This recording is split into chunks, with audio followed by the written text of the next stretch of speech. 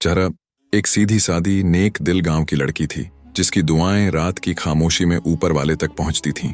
उसकी आंखों में एक शांत मासूम सी रोशनी बसी थी, लेकिन फिर उसकी दुनिया में कुछ ऐसा दाखिल हुआ जो इंसानों जैसा नहीं था।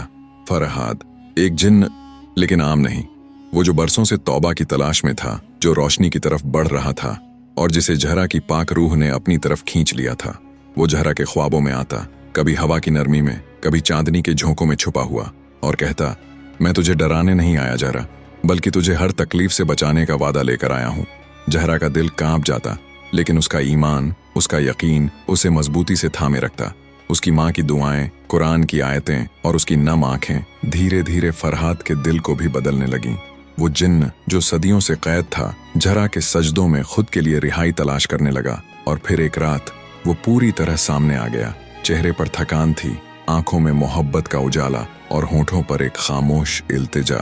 जहरा, मैं तुझे सिर्फ दुनिया के गमों से नहीं, खुद से भी महफूज रखना चाहता हूँ। जहरा ने धीमे से कहा, अगर ये रिश्ता रब की रजा से है और अगर तू इंसानों के लिए रहमत बन सकता है तो मैं कबूल करती हूँ। और फिर निकाह हुआ, दो दुनियाओं के दरमियान, दो दिलों की रजा से। वो रात जब अंधेरे कांप गए, शैतानी साए भाग गए, क्योंकि जहरा और फरहाद ने मिलकर सूरह फलक, सूरह नास और आयतुल कुर्सी की तिलावत से नफरत को हराया।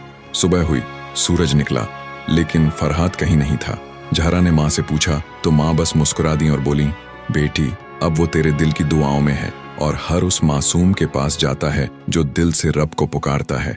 कहानी यहीं खत्म नहीं होती, वो आज भी जिंदा है, हर उस ख्वाब में जहां मोहब्बत हो, ईमान हो और एक जहरा हो जो रब पर भरोसा करती है।